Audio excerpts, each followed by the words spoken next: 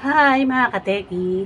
In this video, matututunan mo kung paano mag-record ng screen at the same time naka-face cam gamit lang ang isang cellphone.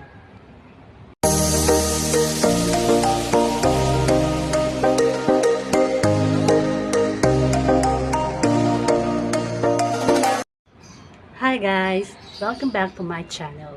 In this video, matututunan mo kung paano mag-record ng screen at the same time nag-record ng facecam ng sabay gamit ang isang cellphone.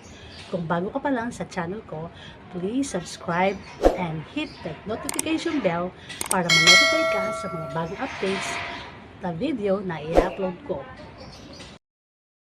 Welcome back mga kateki! It's me again, MTV. At ito po ay yung app na tinutukoy ko ay ang AZ Screen Recording. Tama, AZ Screen Recording. At pwede po itong i-download sa Play Store at pwede rin po sa App Store. Kung hindi po siya available, pwede rin po kayo mag-download ng ibang apps na katulad nito, AZ Screen Recording. Kaya, tara, punta natin sa screen. Ayan, nandito na po tayo sa ating screen. Itap lang po natin itong app. Yan, at yan po ang lalabas. Ngayon, ito pong ating facecam, pwede po natin siyang liitan. Itap yun lang po yung mismong picture or yung screen. Yan, tapos i-resize lang po natin yan. Yan po, pwede mo siyang liitan, pwede rin po siyang lakihan. Yan. Adjust po yan and movable din po. Pwede siyang ilagay kung saan niyo po gusto. Sa taas, sa baba, sa gitna. Kayo na po bahala. Yan. Tapos, ito po yung video. Yan, yung video na mga na-record ko gamit ang app. Pwede rin po tayo mag-edit. Yan. Edit natin itong isang video. I-click lang po natin yung button. 3 buttons sa gilid. Yan. Pwede po tayo mag-edit. Rename, move to trash, compress. Edit po natin yung video. Ayan. Pwede po tayong mag-edit. Edit natin yan. Ayan. Tap ko lang yan. Ayan. Pwede po natin siya. Ayan. Kayo na pong bahala sa adjustment na gusto ninyo. Ayan. Okay na po yan. And then, pwede po tayong maglagay ng music background. Okay. And then, pwede rin po tayo maglagay ng text. Yan, lagay niyo po yung text. Sticker. And then, pwede rin po tayo mag-crop. Yan, sa video na ginawa natin. Pwede niyo po i-crop yan. Yan, i-adjust. Kayo na po bahala. Nasa inyo na po yan. And then, ang ating ratio. Ang ratio po ng YouTube ay 16:9. Yan, meron po dito ang iba-ibang ratio. Depende na po yan kung ano po ang gusto nyo. Okay, yan. And then background. Tapos yung speed. Yan. Exit na lang po natin. Ayan.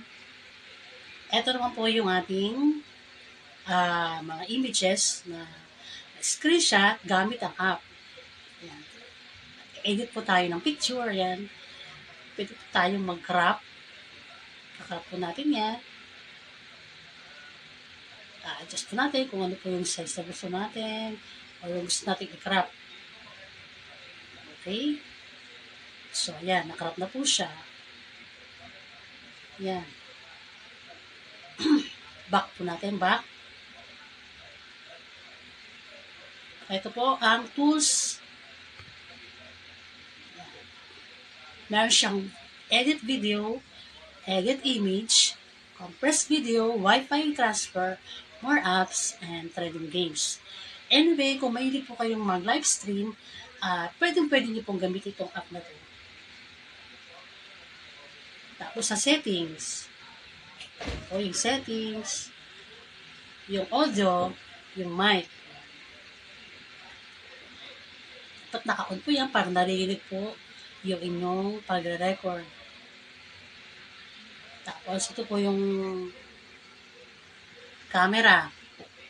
Pag inalis ko po ito, in-off ko, mawawala po yung face, yung camera ko sa mukha.